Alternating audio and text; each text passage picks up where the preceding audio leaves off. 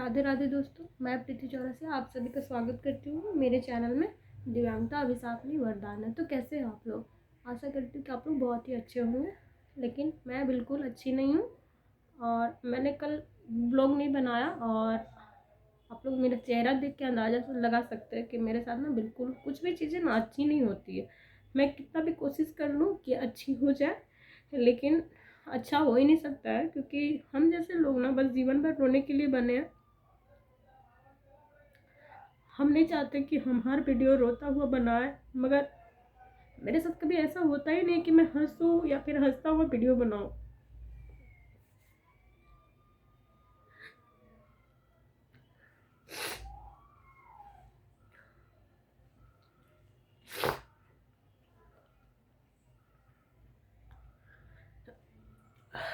मैं आज कुछ कॉन्फ्रेंस करना चाहती हूँ आप लोगों से, क्योंकि मैं बताना नहीं चाहती थी और मैं सही समय का वेट कर रही थी कि सही समय आएगा तो मैं सारी चीज़ें आप लोग को बताऊंगी। लेकिन मुझे लगता है कि सही समय अभी ही है, बाद में पता नहीं क्या हो नहीं हो, शायद मैं रहूँ ना रहूँ, मेरे बच्चे रहे ना रहे।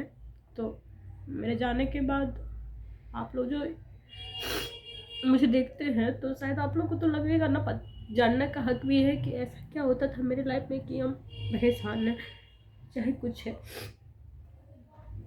तो मैं बस सबसे पहले ये कहना चाहूँगी कि अगर मुझे कभी भी कुछ भी होता है ना, या तो मैं खुद से अपने आप को कुछ तकलीफ पहुंचा सकती हूँ या फिर किसी और के थ्रू, तो इसका जिम्मेदार और कोई नहीं, ओनली मेरे ससुराल वाले हैं और कोई नहीं है, उनके अलावा कोई नहीं। और मेरे ससुराल वालों में मेरी सास का अहम रोल है। मेरे मेरे नहीं, इसके मेरे हस्बैंड के भाई, ट्विंस भाई हैं ये लोग, और उसमें से इसका भाई सौरभ संगम ये ज़्यादा इम्पोर्टेंट रखता है, और इसका जीजा जिसका नाम है दीपक वर्मा, और इसकी बहन नीलम, ये लोग, और इसके चाचा खास करके इसके चाचा का नाम है प्रीतम। मतलब इसके घर में जॉइंट फैमिली है, और ये लोग मेरी लाइफ में कभी सुख शांति नहीं रहने देते हैं।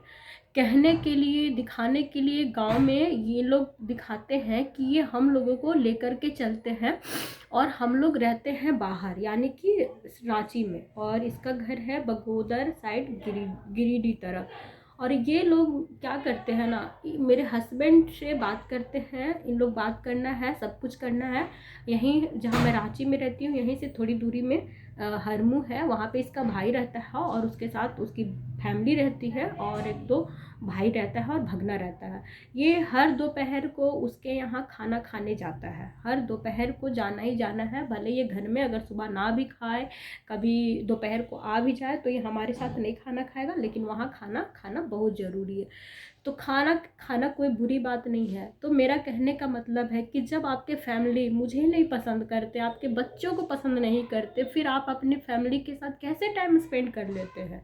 आपकी फैमिली तो यही चाहती है ना कि वो आपसे कनेक्ट रहे, हम लोगों से कनेक्ट नहीं रहे हम। तो आप किस तरीके से उन लोग के पास जाते हैं? और अगर उनके पास जाते हैं तो फिर हमारे पास किस तरीके से आते हैं? हाँ, पूरी तरीके से तो दुनिया में हम लोगों को अकेला करके छोड़ रखे हो। आज हम लोग क्या करें, क्या करें, मुझे कुछ समझ में नहीं आता। कभी कभी चीज़ें इतनी उल्टी पुल्टी हो जाती है कि मुझे समझ में नहीं आता मैं कहाँ से शुरू करूँ और कहाँ पे ख़त्म करूँ। मैं हर रोज़ अपनी ज़िंदगी के लिए लड़ाई लड़ती हूँ, हर रोज़। अभी पिछले दिन ही, पिछला संडे आप लोग के सामने था, छोटी छोटी बात के लिए आर्गूमेंट्स होती है, छोटी छोटी बात के लिए। मैं जो नहीं कर पाऊंगी वो तो तुमको करना ही पड़ेगा ना, तूने जिम्मेदारी ली है, तेरे बच्चे हैं, मैं मेरा काम नहीं करवाती हूँ, मैं मेरे बच्चों का कुछ काम है जो मैं नहीं कर पाती हूँ, तो तुमको ही करना होगा ना, क्योंकि तुम अवेलेबल नहीं करा सकते हो कोई आदमी। तो हम जितना हो पाएगा उतना ही करेंगे ना। तुम टालते रहोगे तो कैसे होगा? मैं जान लगा दूँ, मैं जान लगा करके भी वो काम नहीं कर सकूंगी तो कैसे करूंगी? तुम तो आए थे सब कुछ समझने के लिए, तुम्हारा भाई आया था, आज वो हट गया है सारी चीज़ों से, और अपना फैमिली बीवी बच्चा लेके अपने घर में है। हाँ, और मैं यहाँ पे अकेले तड़प रही हूँ, रो रही हूँ बच्चों के लिए। हाँ, मैं हर रोज़ सोचती हूँ कि आज आज समझेंगे, आज समझेंगे। वो लोग तो छोड़ो, तुम तो समझते नहीं हो। अभी मैंने लड़ झगड़ के ज़मीन खरीदवाया और इसकी लड़ाई मैं पिछले 2 साल से लड़ रही हूँ कि मुझे मेरा घर चाहिए, मैं रेंट पे अब नहीं रह सकती हूँ। मैं इसके घर से इसको बोलती थी कि मुझे अपने घर में हिस्सा दिलाओ, हक दिलाओ, मैं अपने घर में आराम से रहना चाहती हूँ, मैं लोन वोन लेकर के घर नहीं बनाऊँगी, मैं वही पैसों से अपने बच्चों का पढ़ाई लिखाई करवाऊँगी। इसके घर वाले, जब मैं फर्स्ट टाइम गई थी, इन लोगों को इतना शर्म आया था मुझसे, इतना शर्म आया था कि गांव वाले जान जाएंगे कि मेरे पैर में दिक्कत है तो पता नहीं क्या करेंगे, है ना। मेरे को ना गंदी से चटाई से कवर करके ढक दिया था जब मैं चटाई आंगन में बैठी हुई थी। और इसके घर के गांव के कुछ आदमी घर में आ गए थे दूध लेने के लिए, इसके घर में गाय है। तो मेरे को ना सडनली एक गंदा सा चटाई उठा करके ना मेरे माथे को ढक दिया, पूरा ढक के कवर कर दिया ताकि सामने वाला आदमी मुझे ना देख पाए। आप सोचो कि मेरे में ऐसे क्या कमी है? आपको दिखता है मेरे में कमी? इन लोग को दिखता है, इन लोग को शर्म आता है, इन लोग को शर्म आता है मेरे पैर के वजह से। यार मैं ऐसी, इसमें मेरा क्या गलती है? कभी तुम भी मेरे जगह पे आ सकते हो, तब तुम्हारे साथ क्या होगा? हाँ, आज मैं जो भी हूँ, जैसे भी हूँ, अपना जिंदगी अपने आप पे जी रही हूँ, अपने बच्चों को पाल रही हूँ, पोस रही हूँ, और इससे ज्यादा क्या चाहिए तुमको? लेकिन तुमको शर्म आया। हाँ, मैं एक दिन इसके घर गई थी, 2 दिन रही थी, और 2 दिन में मेरे साथ जो बुरा हादसा इन लोग किया ना, जो मैं जीवन में इसके घर नहीं जाना चाहती, कभी भी नहीं।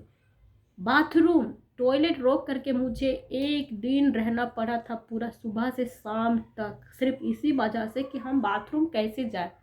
लोग देखेंगे तो इन लोग को क्या बोलेंगे? इन लोग मेरे मन में इतना नेगेटिविटी डाल रखा था, इतना ज़्यादा।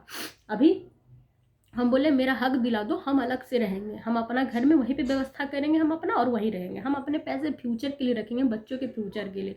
इसका चाचा लोग का साफ कहना है कि हिस्सा तुमको नहीं मिलेगा, तुम्हारा हस्बैंड तुमसे शादी किया है, तुम्हारा जिम्मेदारी वो उठाएगा, हम लोग नहीं जानते हैं।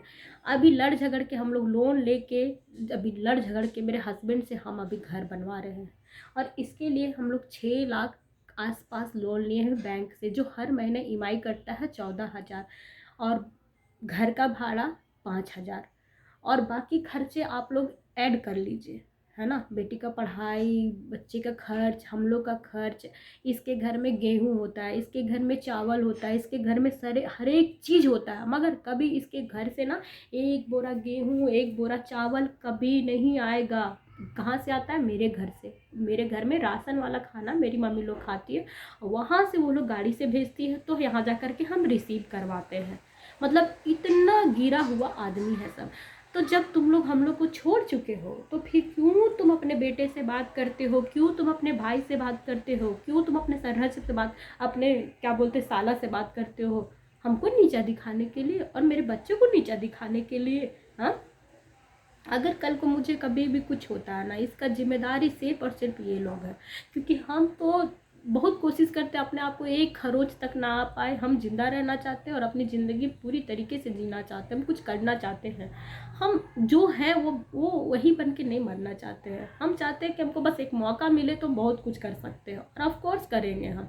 मगर ये लोग को रास नहीं आता है, ये लोग को रास नहीं आता है। हर छोटी छोटी बात के लिए, हर छोटी, हम ये नहीं कहते कि हमको कहीं कुतुब मीनार ले चलो, हमको ताजमहल ले चलो, कहीं रेस्टोरेंट ले चलो, कभी नहीं। ये मेरे को ना बाहर बाहर का दुनिया तक भी नहीं ले जाना चाहता। मेरे बच्चे रात रात भर जगते हैं, रोते हैं, उनको हम करेंगे, ये इन लोग कुछ नहीं करेगा। कुछ नहीं करो, आज हम घिसिया घिसिया के अपने बच्चों को पाल रहे, पोस रहे हैं, और तुम लोग क्रेडिट लोगे कि तेरा बेटा किया है। हाँ, क्या करता है तुम्हारा बेटा? क्या करता है? एक पैकेट दूध के लिए मुझे लड़ना पड़ता है। हाँ, हर चीज़ के लिए लड़ना पड़ता है, तब जाके मेरे बच्चे कुछ खा पाते हैं। दिन भर कैसे रखना है बच्चे को, क्या खिलाना है, क्या पहनाना है, कैसे रखना है, सारी चिंता मेरी है। और तुम लोग कैसे कह देते हो कि तुम्हारा बेटा करता है? अभी त्यौहार है, आज के दिन भी हम रो रहे हैं, मेरे वजह से मेरे बच्चे रो रहे हैं। हाँ, तो तो तब तुम लोग नहीं देखोगे? हाँ, ये लोग, इसका जो गार्जियन है ना, माई बाप, भाई बहन, जीजा, ये लोग हमको गलत बोलता है, लेकिन अपना बेटा को नहीं समझाता है, कभी नहीं समझाएगा कि जो भी है अब ये तुम्हारी है, तेरे बच्चों की माँ है, अभी इसके साथ तुमको रहना है, तुम अच्छे से रहो, तुमको अभी इस समय में इसका हेल्प करना चाहिए, कभी नहीं समझाएगा। मालूम क्यों? क्योंकि ये लोग चाहता नहीं है कि हम लोग साथ में रहे। इन लोग अभी भी चाहता है कि किसी तरीके से मेरे से छूट जाए, और वो लोग इसकी दूसरी शादी करे, दान दहेज लेकर के आए, हम ऐसे ही आए ना, एक पैसा नहीं मिला ना मेरे से, बस इसलिए। अभी घर बन रहा ना, घर बनाने के लिए दिन रात मेरी माँ लगी हुई है 2-3 महीने से। हर महीना आती है, हर दिन वहीं जाती है, बैठ के पूरा ये करके होती है, काली उली मेहनत, ईंटा उठाती है, मिट्टी उठाती है, पूरा करती है। और नाम कौन कमाएगा? एक समय आएगा तो कौन लड़ेगा? मेरे हस्बैंड की माँ, कि मेरा बेटा किया है, हम लोग किए हैं। हाँ, ये वीडियो मेरे लिए बनाना बहुत ज़रूरी है, क्योंकि मैं झूठे लोगों को झूठा साबित नहीं कर पाऊँगी। मैं सच हो करके कहीं दब जाऊँगी और परेशान हो करके मैं अपने आप को कुछ नुकसान पहुँचा लूँगी, लेकिन मैं नहीं चाहती हूँ कि ऐसा हो। हाँ, आप लोग कहते हैं ना वीडियो बनाती हो पैसे के लिए, पैसे के लिए नहीं बनाते, पैसों के लिए नहीं बनाते, हम बनाते हैं अपने सेफ्टी के लिए, अपने बच्चों के फ्यूचर के लिए। क्योंकि हम कुछ ऐसे दौर से गुजरे हैं ना, जहाँ पे हम भरे समाज में झुठला दिए गए, कीचड़ उछाला गया मेरे पे और हम कुछ भी नहीं कर पाए, हम भूत बन के खड़े रहे।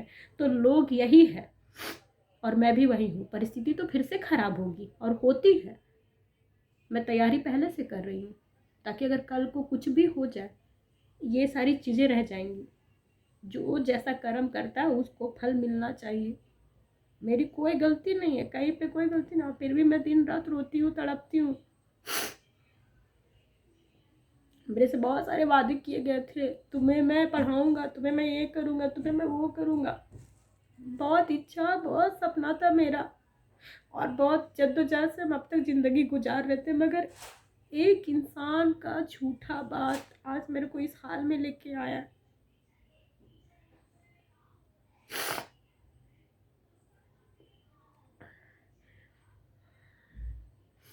हम सब जानते हैं कि फ्यूचर में मेरे को ही अकेले रहना, मेरे बच्चे को ही अकेले करना है और हम सब करेंगे। हम कमज़ोर नहीं है, बिल्कुल नहीं है कमज़ोर, लेकिन ये जो झूठा मूठा नाम मेरे साथ लगा हुआ है ना, मैं इसको लेके नहीं जाना चाहती, बोझ लगता है मेरे पे।